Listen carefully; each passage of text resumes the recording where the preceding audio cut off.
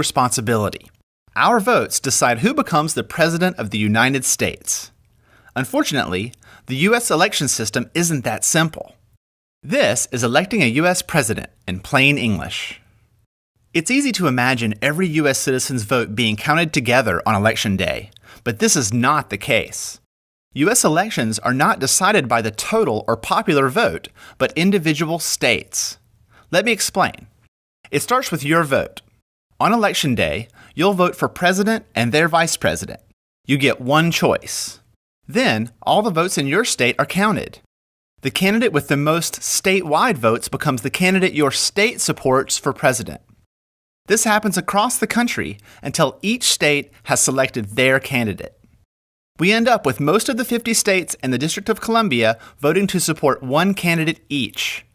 But there's a problem. We can't elect a president by just counting up the choices of these states. U.S. states are different. Consider this. California has about 36 million people. Kansas has less than 3 million. We need a way for California's choice to have more influence on the election because the state has more people. The question becomes, how do we make sure each state has the right amount of influence on the election?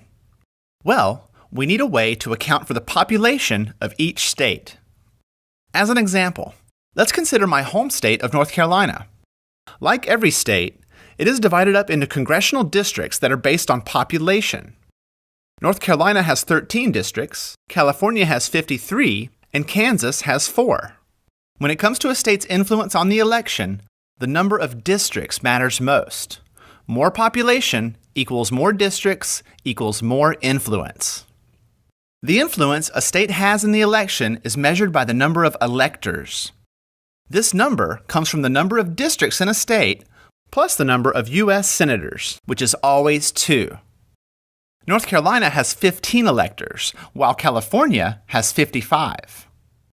When a candidate wins the voting in a state, they win that state's number of electors. That's why big, populous states can be so important to candidates. Their electors add up quickly, and the number of electors is what really matters. Here's why. If you add up the electors of all 50 states in the District of Columbia, there are 538 in total. The candidate's goal on Election Day is to win the majority of 538, or 270 electors. Once a candidate wins enough states to reach the 270 majority, they have won the election and become the president-elect. Yay! So, let's recap. Your vote helps your state choose a single candidate. That candidate receives all the electors from your state.